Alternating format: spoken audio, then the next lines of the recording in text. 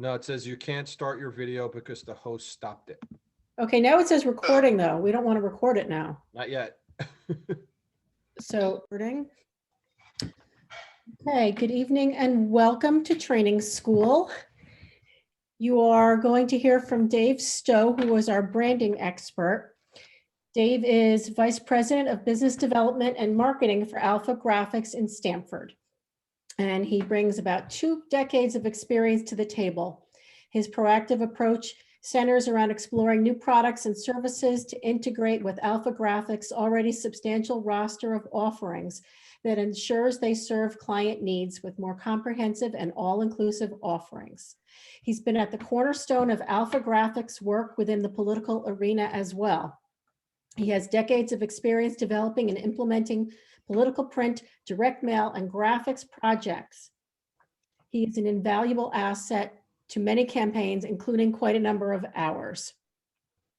Dave has been instrumental in fostering support for area nonprofits, both within Alpha Graphics, by developing programs that have put the company at the forefront of corporate and social responsibility, as well as outside of Alpha Graphics, serving on numerous boards and acting as a nonprofit founder himself. So Dave is going to present to you a program that's in 4 sections. And in between sections will be a great time to take questions. So you can use the chat, you can use the Q&A, or you can use the hand raising emoji if you have any questions. And at the end of each section, I will call on you so that Dave can answer your questions. Anybody have any questions before we start? Okay, hearing none. Dave, the floor is yours. All right, Joan, thank you very much. Everyone, welcome. I hope this informational session is you find valuable. And as Joan said, there'll be plenty of opportunity to ask questions. And also at the end, I will share my contact information and you can feel free to contact me at any time. Should you have any questions or just looking for some direction or help in any way, happy to do so. So we're here tonight to talk about branding and integrating that into political campaign. So there's no effective marketing without a defined brand, but in politics, that distinction isn't always clear. One trend in the political space is once a campaign team creates a logo, said logo is considered the candidate's brand and now has the inspiration to design a website, marketing materials that encompass that brand. That's a big mistake. A logo is not the candidate's brand, and a good logo design can certainly convey a candidate's brand, but in and of itself is not the brand. Likewise, adopting a political party's ID as your brand is also a big mistake. In today's political climate, it's imperative that a candidate develop his or her own identity, and every aspect of a campaign should support the overall brand look and feel, as well as a candidate's objective. Brand development requires an in-depth analysis into the overall candidate's goals and objectives, and taking into consideration the candidate's belief, their voice, essence, and differentiators. Once you gain clear perspective about the candidate's brand, then you're ready to tie everything together, unifying the brand using the following components. So we're going to look at 3 kind of component areas, which one is messaging and marketing, the other is digital and traditional channels, and then finally events. So for messaging and marketing, branding your candidate and incorporating these elements into overall campaign positioning is the first step to marketing your candidate. And messaging and marketing must be consistent and true to that brand. For example, is the candidate edgy or steady? Is the candidate disruptive or do they play by the book? Does the look and feel of the digital and print collateral reflect the candidate's brand? More importantly, does it reflect the voters that the candidate is trying to reach and is looking for their support? Effectively using all the available assets and even liabilities is necessary to cohesively communicate your candidate's brand positioning, identity, and brand essence, giving you and your candidate a great advantage. Then once we have that, we move into creating digital and traditional channels of communication. So your candidate's website, digital channels, signs, printed collateral, and direct mail are your campaign's main vehicles to showcase your brand identity, beliefs, and issues. Across each of these channels, your branding needs to be on point. The creative team must live and breathe that brand. They must be willing to learn about the candidate throughout the campaign, And this is paramount to creating clear, engaging messaging and images that will convey what the candidate stands for and who they are. And then we'll take a look at events. So your candidates, one important event, and it doesn't have to be grand, it could be small. Obviously, on a local municipal level, any launch event is not going to be some elaborate event, but it's a great opportunity to introduce yourself and talk to people about who you are. It's an important event, and it should be designed to unveil and showcase your unique brand, and every event thereafter should reflect the brand identity. Whether it's a rally, a door knocking initiative, a town hall, or a donor event, each event and appearance should relay the candidate's brand and personality.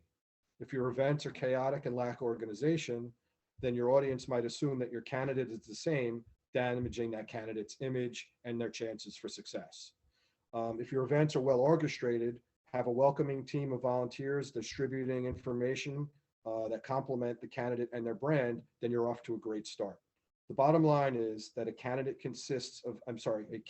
consists of many moving parts, and a strong political brand identity not only makes it easier to create compelling content and messaging that complements and reinforces a candidate's brand, but it also creates a solid roadmap for the campaign, driving everything from events and collateral. So before you do anything else in your campaign, make sure you establish and really understand your candidate's brand identity. So if anyone has any questions, now's a good time. Otherwise, we're going to kind of delve into several campaigns that are good examples of branding. So we good to continue, Joan? Yeah, I'm not seeing any questions. Okay. So first campaign I want to take a look at is President Barack Obama's campaign. And it was extremely innovative and revolutionary. He did an excellent job of branding towards the target demographics he was trying to connect with.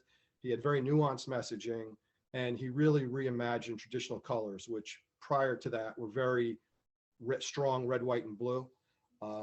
So he marked the 2008 campaign, pretty much marked a turning point in American political branding. After decades of stagnant designs, the Obama campaign brought us something new and innovative campaign materials. His marketing appealed to young, diverse voters ready for progressive change, and his campaign materials revolutionized political branding in a significant way. One accomplished political brand guru recently said that Obama's logo and key marketing phrases consolidated his brand as a progressive, innovative politician. With warmer shades of red and blue rather than a traditional palette, his messaging furthered notions that optimism and progress were what he was about, with cries of yes, we can, change we can believe in, and hope. And of course, the famous poster by mural of Shepard Fairey became an iconic image of a new generation to young voters. Since the dawn of American politics, our institutions have been built by and for wealthy white men. With Obama, politics became for the first time truly by and for all the people. Everything Obama did reflected his background as a community organizer, and nothing showed his expertise in grassroots activism like his social media strategy. While his competitors bought TV and radio airtime and spoke to middle ground voters, Obama prioritized some less traditional platforms and spoke directly to voter base who had been long ignored by mainstream politics. The result of this strategy was that he mobilized thousands of voters who usually don't show up at the polls. Ultimately, President Obama's efforts to stand up paid off. 2008 saw the most diverse voter turnout in U.S. history, as a record number of Black, Hispanic, and Asian voters cast their ballots for him. Obama also drew 2/3 of the under 30 crowd, reaping the success of his innovative strategy. Now, the next one we want to take a look at is someone that we all not so much love, but the one good thing I can say about Donald Trump is that he is an excellent marketing person. Not very good at anything else, but marketing, he definitely knows what he's doing. So as the pendulum swings, Trump 2016 run for president harkened back to traditional designs and values of the 80s, reflecting the more conservative strongman politics of that era. However, unlike his predecessors, Trump took his branding to the internet. Trump's logo and messaging appeal to conservative values. Big, bold letters in red, white, and blue project American strength, and simple messaging is easy to understand at a glance. A politician known for bucking diplomacy, the lack of nuance in his materials is the design and is intentional, and it's completely on brand for him. The real key to his marketing, though, are his slogan and hat, Make America Great Again. It drips of patriotism and his genius in its ability to imply white nationalism without actually saying those words. It echoes and validates the beliefs of his voter base. Trump's brand is the antagonist, and his home base was Twitter. Throughout 2016, he crafted increasingly shocking tweets that resonated and built rapport with his voter base. He mobilized older rural voters to turn out in high numbers. True to his brand, his ads were blatantly antagonistic towards other candidates, particularly Hillary Clinton. Trump found a niche of voters whose voices were underrepresented in American politics, and he built a brand that spoke directly to their frustrations. Whether or not he actually was going to solve problems was irrelevant, but they felt listened to. More than 60% of his 2016 turnout was composed of white Americans without college education. And that, as you remember, is exactly who he was speaking to when he was at rallies and with his campaign materials. He carefully honed his image of the American strongman to appeal to his voter base and succeeded just enough to win office. While Trump is undeniably a pretty awful human being and a destructive force in politics, our concern here is with his branding genius, which is undeniable and the only time Trump will be confused with a genius. So next, I'd like to move on to the AOC campaign. And she kind of picked up and worked outside of conventional politics. The same rules of branding still apply here. So take her novel approach to branding in her 2018 run for the House of Representatives. For AOC, her poster became her brand. Rather than spread her branding and budget across multiple materials, she focused on a single image that clearly represents her politics and speaks to progressive voters in her district. There's a lot to dissect here. So the bold colors that mirror her politics, the sheer text angle forward towards the future, on the speech bubble that represent her conversational approach. She is the face of her own campaign. Her gaze follows the text with the same progressive path forward. By putting her face front and center, she visually represents her district's changing demographics. As an inexperienced politician, visibility was the key to her success. Every design detail serves to create a cohesive message that amplifies her bare bones slogan, vote for Alexandria Ocasio-Cortez. Like her politics, her slogan is direct and action-oriented. The bilingual text pays homage to her Puerto Rican heritage and connects with the many Spanish speakers in her district. And exclamation points accentuated with stars make multiculturalism patriotic. The look has been copied to the point where it is a stand-in for progressive politics now in branding and marketing. Social media is a huge part of her brand. Her platforms highlight authentic and relatable parts of her campaign, which appeals to her base of young voters. She's savvy about her use of Instagram stories and posts to get information out. Many of them. Basically, she uses social media like every other influencer under 35, prioritizing transparency and clickable content. So she was the first candidate to openly include Latinx community in her campaign materials, even in a district where 40% of the population speaks Spanish.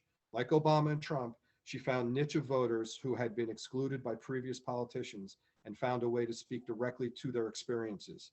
In this case, quite literally. Also, like Trump, she didn't win a popular vote landslide. Only 13.9% of registered Democrats in her district turned out to vote, but she knew the right messaging would compel enough people to cast a ballot. So now, while all of these are national campaigns, what I wanted to do is kind of wrap it up and point you towards a really successful local campaign that just took place this last election cycle. So Jennifer Leeper ran for state rep in Fairfield, and she's now serving Fairfield in Hartford. So the branding for the three national campaigns we took a look at were very high profile, well-financed national campaigns. Local municipal elections certainly do not have the budgets that these races have, but the roadmap to good branding and successful campaigns are still the same. Let's take a look at Jennifer Leeper's race. And she had previously lost to her opponent in a special election the year before, but she came back this past November and won and is now representing Fairfield. Her branding and campaign are an excellent example of what you can do with a smaller local budget, yet still get it right. So Jen started with two things. First is that she made the campaign about what was important to her and to the people that she was trying to reach. And the second was an excellent branding and logo. If we look at her logo, she continues with the AOC example of using non-traditional colors and that stand out from the crowd, but ones that work and are carried through all of her branding materials. Her logo is also localized and appealing to local voters. She used the iconic Penfield Lighthouse in her logo. And so she's speaking very locally, and opposed to national or regional politics, it's really easy to brand yourself in a way that speaks directly to the people, because you're dealing generally with one town, and you should know that town very well and know what is important to the people there and what they react to and respond to. So if we look at her logo, it also has a subtle piece of imagery in it with that lighthouse, and it brands her campaign as a beacon of light leading people forward. Her message throughout all of her materials was also positive and spoke to her expertise in education and that experience and how she was going to put that experience to work for the people of Fairfield. All of these things were a true reflection of her personality and not something fabricated. That's also important to recognize when you're branding a candidate. You do not want to brand the candidate as who you think people want them to be, because that is very easily seen through. The branding needs to be genuine and really reflect who that person is. Another thing is that she did not go negative in any way and barely, if ever, mentioned her opponent. She also did a good job of defining herself so that her opponent could not. She played up responsibility in a time of public health crisis, modeled responsible behaviors, and also made sure to show a smiling face in all of her materials. And if you've ever met Jen, that's exactly who she is. It's not a put on, and it's not trying to be somebody who she's not. She also did an excellent job of speaking to the audience that would be crucial to her winning, basically seniors and families, and continuously stressed education, healthcare, and public safety. She also maximized her budget with good planning by having a mail plan, along with having an idea of all the materials she wanted to produce ahead of time, which allowed her to put a budget together and also put planning and scheduling together for everything. So now we'll kind of, I don't know, Joan, are we good to continue? Anybody have any questions of what we kind of just covered? I'm not seeing any questions. Anybody have any questions before we move on? This is great information, Dave. Okay, not seeing any questions. Okay, so now what we'll do is we'll take an overview look at campaign materials, what the component parts are and how you put them together. So when putting together a campaign, having a good understanding of what campaign materials you're going to need and how that fits into your budget is vital. You should look into figuring out who you're going to work with and rely on well ahead of time as well. A campaign should not be figuring out who their partners and vendors are going into September.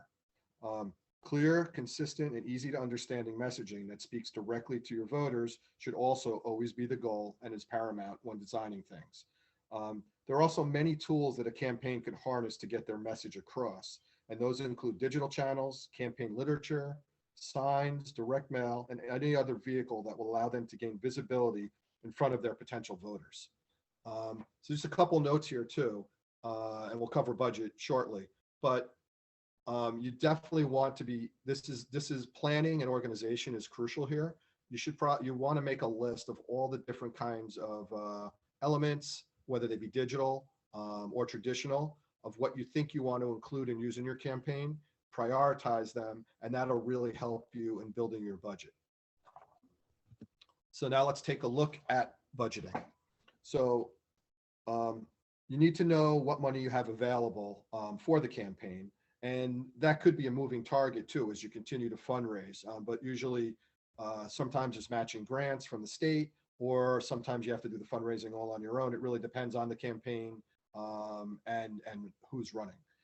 So when doing so, when putting your budget together, do not overestimate what your fundraising is going to be. If anything, be conservative and be realistic. If you find that you have a little extra money in the budget as election day approaches, as the result of you being conservative and prudent, you can always put that into extra GOTV efforts and really boost your get out the vote efforts.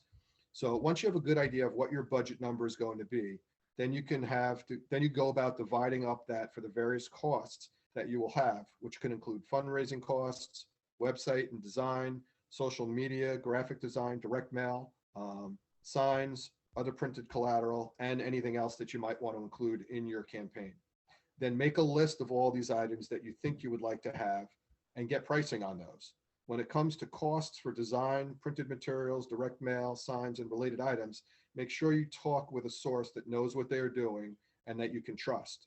You also want to communicate with those people about what your plans as best you can, what your plans are going to be as best you can as to what materials you think you're going to need and would like to produce. Pricing out a sign and then a palm card and then a mailer is not what you want to do. You want to use economies of scale when getting your budget together. So a vendor is far more likely to give you better pricing when you tell them that you were looking at 5 or 6 different items as opposed to producing one-off items and getting pricing like that. It's also important when choosing who to work with that you go with someone you can trust. So locally, the best way to go about that would be word of mouth, and specifically talk to people who have already run for office and see what experiences they've had with partners and vendors that they've used. And then get drilling down a little more when it comes to who to work with. Perhaps the most important logistical decision that you might make in your campaign is deciding who to work with for your election materials. All vendors are not created equal. You want someone who has experience in the campaign space. You want someone that you can trust and who does quality work.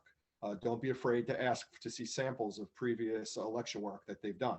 Also, if you're dealing with someone in one space that is going to do the design as well, ask to see some design so you can see if you like what their creativity is like. And if you don't like that, you could always work with a graphic designer and then continue to work with that vendor on all the materials that you're going to produce. You also want someone who communicates well and who you are comfortable with. The most valuable thing that you have is your time, and lost time for mistakes on campaign materials, or you wasting time going back and forth, is a painful and frustrating process. So you want to look to avoid that. Plus, as you go deeper into campaign, you're going to have less and less time. And the last thing you want to deal with is trying to figure out when my palm card is going to be ready or when that next mail piece is going to be dropped in the mail. Also, aside from the obvious time savings and simplicity that this approach offers, you will have a number of other benefits. One is brand integrity and consistency. If you have everything generated and created in one place, then all the materials are going to look the same. The colors will be consistent, and that will speak to who you are as well. And all of the materials will be consistent and they match. You're also trying to tell a story and make a good and lasting impression on people. And nothing does that better than clean, clear, quality materials. You'll also save money if you work with one vendor who is handling everything. During election season, time is of the essence, and you want your materials in hand within a few days once you approve them. And you want mail pieces printed, addressed, and in the mail within a day or two from approval. Everything moves really fast in a campaign, and time is of the essence. Hidden cost or cost savings is, and another thing is with postage. And every vendor does not have the same skill and experience when it comes to processing mailing lists and maximizing postage. Not really going to go into much detail with direct mail because there's just simply so much to know and so much to do. I'm actually doing a standalone informational session in 2 weeks on direct mail and other integrated services relating to direct mail. One last consideration is whether or not to use a union shop, and that really depends on your district. In my shop, we have the ability to produce both union and non-union work, but I always recommend to any of the political clients we're working with that unless using union label materials serves a compelling purpose in your district, I would avoid it. The reason is union materials tend to cost on balance about 20% more. So if you don't have a high a high percentage of the population that are your voters that are in unions, or there's a big business that employs many thousands of people in your district or in the town you're working in, I would avoid using union labor just because of the cost savings. And with tight budgets on smaller campaigns, that's going to allow you to make your budget go a lot further and produce a lot more items for the same amount of money. So any other questions now, Joan, or should we just keep plowing through? Not seeing any questions. Okay. So now we can get into the nitty gritty of actual. 1 second, we do have a question. Oh, okay. Go right ahead. We have a question. What percentage of the budget for print materials do you recommend? So that's really kind of an open-ended question. Because one, it depends on what your budget is, and what the mandatory things are that you know you have to do. So I would say that any campaign absolutely should have a website, even if it's just a single page. That should be a priority. Um, Getting your design together and creating a graphic design to build your brand, come up with your logo and kind of the look and feel of your campaign. That's another expense that I would prioritize and something that you have to do. Uh, and then the reality is that's also why when I spoke earlier about building your budget, that's why it's really good idea to put together an entire list of all the things that you think you're going to do, prioritize them, price them out, and then really then what you can do is look at your campaign, because every campaign is unique, and also knowing who your voters are and kind of trying to figure out what avenues of communication they're most receptive to also goes a long way to planning out how much for print, how much for digital.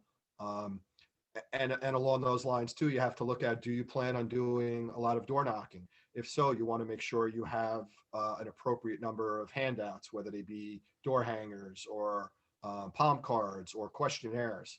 So it's really an open-ended question. That's also why kind of working with somebody that knows what they're doing and that has experience can really help point you in the right direction. So sorry, I can't be more specific, but the reality is every campaign is unique. So every way you allocate the budget is unique. But that's why kind of laying out these steps and following this process will really help you decide what percentage by you prioritizing what you really think is important in the campaign, and speaking with someone who has experience and can let you know, well, yeah, cutting that much probably isn't a great idea, but you don't need, you can get away with this number of materials and then put the rest of your budget towards digital or towards events. So now as we talk specifically about campaign literature, I have there's, one more question, oh, Dave. go ahead. And thank you for that answer, by the way. Sure. Next question is, who are the businesses in the region who are doing strong political design and promotional work? So, well, I would certainly say our company is, we've been doing, we worked on hundreds of campaigns over the last 20 years, and we have a lot of experience in that. Um, I would say Ashley Gaudiano, who had previously run for state rep in Trumbull and in Fairfield. She's the one who did the design on Jennifer Lieber's piece. And she did an excellent job with that. I've also worked with her on numerous other campaigns, and her work is always, one, she's super organized. Her design is really, really well done. Her files are always prepared properly, so when she forwards them to myself or another printer, there's no time lost there. I would also say I work with a number of independent graphic designers. One is Amy Fink of AF Design. She has a lot of experience for at least 10, 15 years designing political collateral. And there are some others, but again, I have my contact information at the end. And if you're looking for more information on that, I'd be happy to share, some more outlets for you as well. Just feel free to reach out. So now as we get into actual campaign literature is one of the most important tools that a candidate has to communicate to potential voters. This is even more so on the local level, where TV and radio is generally not in the budget. As a result, you want to make sure that you make the best use of the tools available to you. This is about all the ways that you are going to interact with voters, and then how you can brand yourself and communicate in all of those circumstances. So starting with direct mail, it's an extremely powerful tool that is one of the most effective ways to reach voters and is a trusted source of information about a candidate. People actually in polls consistently say that direct mail is the most reliable source of information on a candidate as opposed to any other informational channels. There's an incredible amount to know about direct mail, so we'll not go into really detail about it here, other than to say use direct mail in your campaigns and make sure that you have a mail plan ahead of time. If you'd like to learn more in detail on direct mail and integrating direct mail with digital channels, I'll be doing an entire session on that in 2 weeks on the 25th. So much of a contact that a local candidate will have with voters is often through door knocking. there are a number of printed pieces that are important for this. Having a palm card to hand out that is well branded and illustrates what the candidate stands for is important to have. Having a leave behind for those who are not home is also a good idea. Additionally, having a card for people to fill out and return with questions and ideas is a nice touch. It's always really good, and you can do it very well on the local level because your voter base is not that large.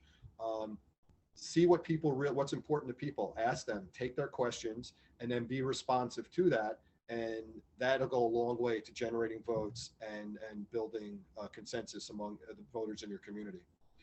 It's also not a bad idea to be wearing a lapel campaign sticker and have those to hand out. Door hangers are also a good way to leave for leave behinds and can incorporate elements of the palm card and suggestion cards into the door hanger.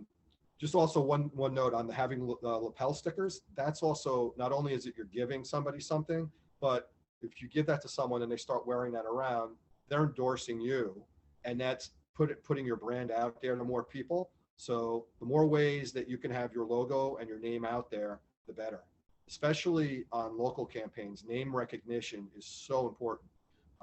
If somebody's never heard of you, they're not going to vote for you. So the more you can blast your name and your logo in front of them, the better it is. Because very often people will go into a voting booth and not really know the candidates that well, but they might vote simply party line, or they might vote, oh, you know what? I know that person. I like that person, and they'll vote for them.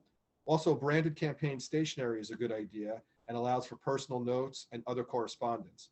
Fundraising letters are also a good idea to have on branded letterhead and to put in branded envelopes. Now let's move on to some other items.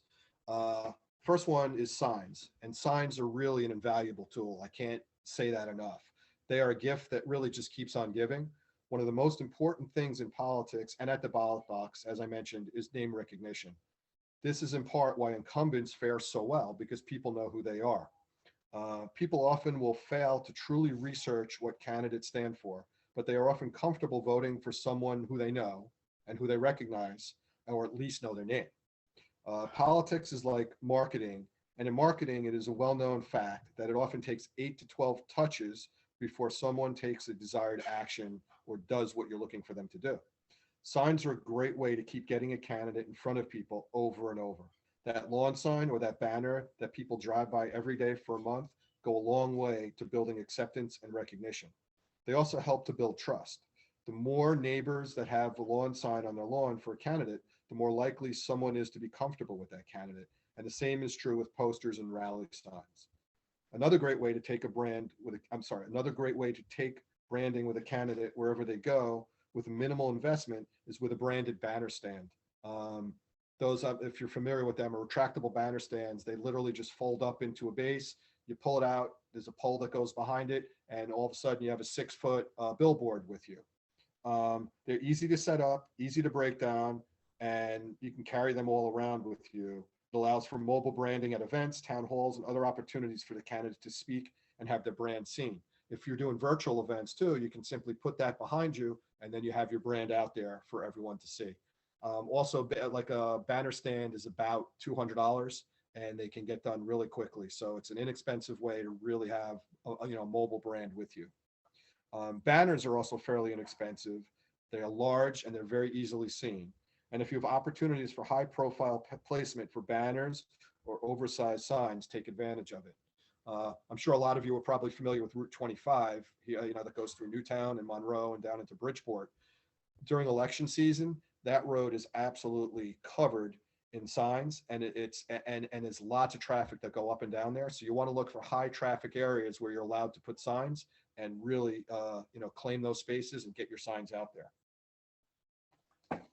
Another great tool is magnets. Large magnets that you can put on the car of the candidate and campaign members are an inexpensive way to have a rolling billboard and spread the brand everywhere you go. You can also make small car magnets to give or sell to your supporters in order, in turn, also become rolling billboards for you.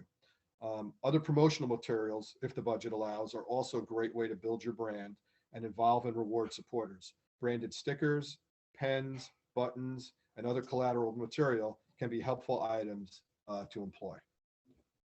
And that pretty much covers most of the material, but I'm happy to take any questions and go into more detail with anything that we covered or anything that we didn't cover. We do have a question. Okay. Have you seen a unique material or addition that was striking and effective, whether traditional swag or interesting cuts? Interesting cuts. I'm sorry. Can you say that again? I'm not. Yeah, clear. that's what the question says. Not sure if she means an interesting shape. Oh, okay. Die cuts. Can you just repeat that again? Have you seen a unique material or addition that was striking and effective, whether traditional swag or interesting cuts? And by that, she means like oddly shaped printed material. Okay. So when it comes to actual materials, there's just a plethora of materials that you can use, but we want to make sure that they're appropriate for the use that you're using them for. So if we're talking about like printed collateral materials like palm cards or direct mail, things like that, um, you're limited to certain materials. However, every different cover stock or every different paper stock has a different feel, a different texture to it.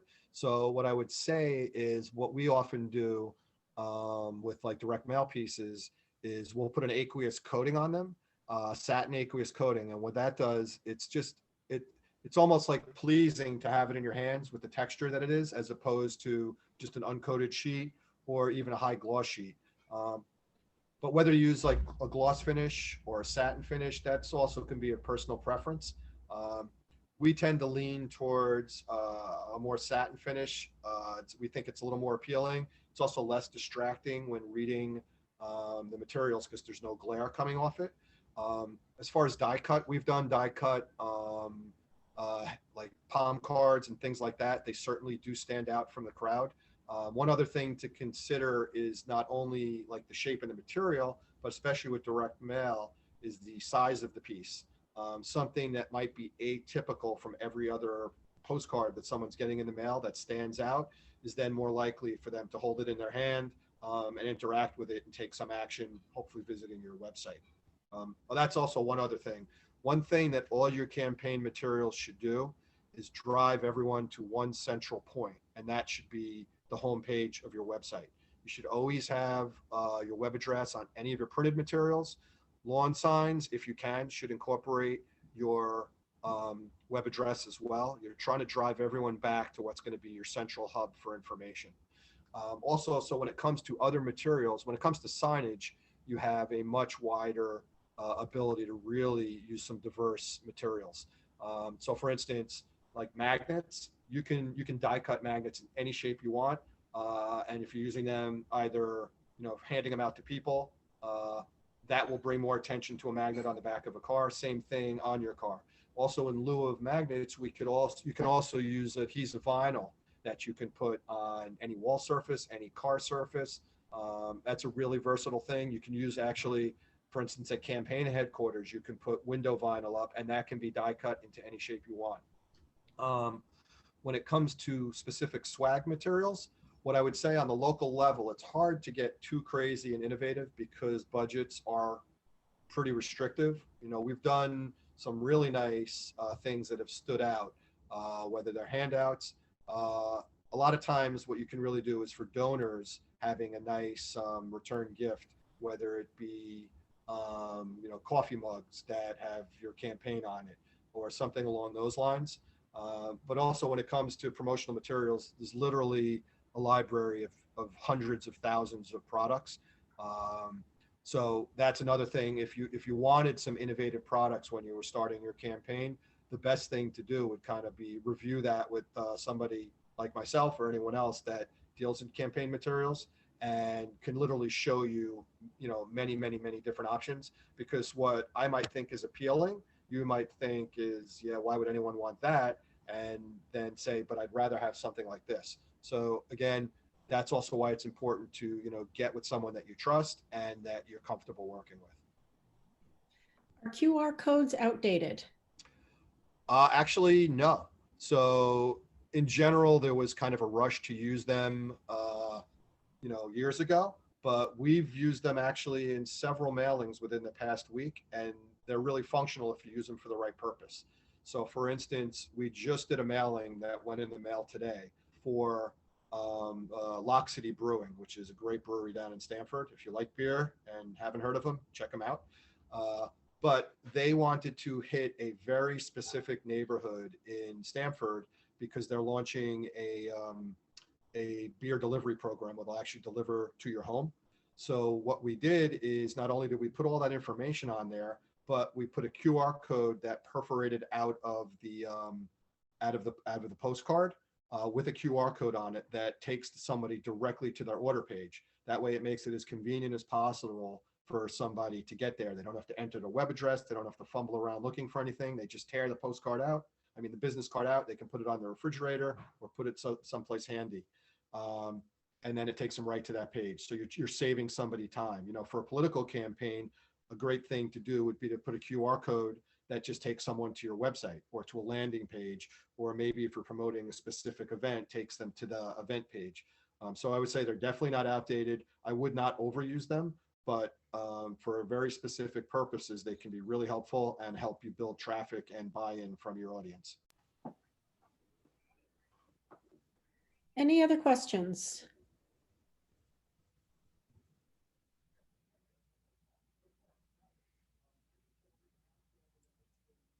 Last call for questions. Dave, this was so helpful and so interesting. We have a question. Okay. What are some other branding examples? Some other branding examples. Can you be more specific? Are you talking about like things that you can use for branding, such as whether it be a business card or a sign, or examples of good branding? I mean, what specifically are you thinking or are you asking about? Or an example of questions you ask to help someone determine their brand? Oh, okay, gotcha. So, so there could be a couple things, and we're talking now specifically about local municipal elections. So knowing your community is important. So I would say, you know, when it comes to imagery, are there any iconic, important things in the town or in the district that you can incorporate into your branding? Just like Jen Leeper did with the lighthouse, which people that live in Fairfield, you know, everybody knows what that is for the most part. And that also, because of the rays of light coming out of the lighthouse, is a very positive and uplifting message. Also, the use of color. Color that either speaks to you or speaks to the people you're trying to communicate, or additionally, if your town has certain colors that stand out, don't be afraid to use like bold colors. Don't be afraid to use colors that are different. Don't simply get stuck in the rut of red, white, and blue. While that works, it also is going to blend in with everything else, and it's not going to stand out. So if you have some other colors that are different that jump, somebody's eye is going to go to that, and they're going to then pick up that mail piece and look at it a little longer, or you know, they'll look at that sign amongst a crowd of other signs. Other good things for branding is, as I mentioned earlier, is your branding should be a reflection of the candidate. You know, so if you're using, you know, images of the candidate in your collateral materials and in your digital materials, you know, don't try and make that person someone, you know, out to be someone they're not. Because also on the local level, you tend to have a lot more voter interaction, and people will, you know, learn very quickly that who you are, if it's different from who you're trying to say you are, and that would be a bad reflection on the campaign. But also knowing who your target demographics are and whose votes you're trying to turn out is really important, because in your branding, you want to speak to who your target audience is. You know, if you're running a Democrat campaign, you'll probably get a few Republicans to vote for you, but primarily your voter pool is going to be independents and Democrats, and getting a good feel for what's important, especially if it's in a community, is really, really important to know. So potentially going on town education boards, town boards where people share issues in the town, and knowing what those are and then incorporating that into your brand is a really good way to go. Okay, another question. How do you convince a candidate to use bolder design? Most materials are still red, white, and blue and pretty conservative. So, well, two things. I would say it's easier to do that on the Democrat side, where, you know, usually the red, white, and blue and kind of boring is more traditionally conservative, where more progressives are more open to, you know, vivid colors or something that's different. Um, I think also the way to go about that might be to do some mock-ups of, you know, what you're thinking for a particular material or for the logo, show it to them in a traditional, you know, color and maybe drab fonts and something that's not as what you would consider interesting. And then do another mock-up that uses more vivid colors, that brings in some more, you know, imagery, that brings in some different and more interesting fonts. Um, you know, that's a good way to go about it. And also potentially showing those ideas to some people in your circle and just getting some feedback. Because I think hearing from other people about that and what they think, and if they really like something that's different, will help convince the candidate that that's the right way to go. But, you know, taking some chances and standing out from the crowd in politics is never a bad thing. You know, blending in doesn't really get you noticed.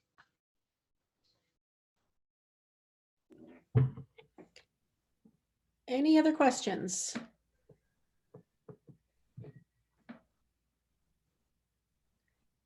Looks like that's it. Okay, so yeah, my contact information's up here. So if anybody thinks of any other questions or would like to be pointed in the direction of a resource or a vendor of anything, I'm happy to do it. So feel free to reach out. You can email me. You can call the office.